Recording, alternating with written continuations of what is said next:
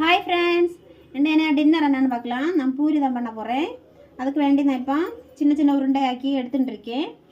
இங்கே ஆயிலை சூடு பண்ண வச்சுருக்கேன்.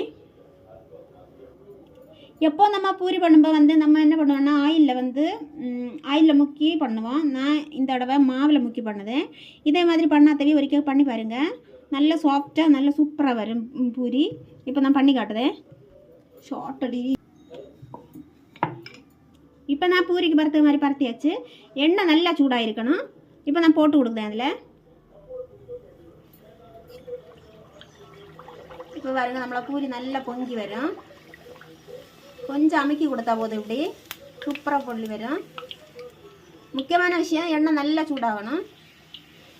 இப்போ நம்மளை பூரி சூப்பராக ரெடி ஆச்சு. இப்போ நமக்கு எடுக்கலாம்.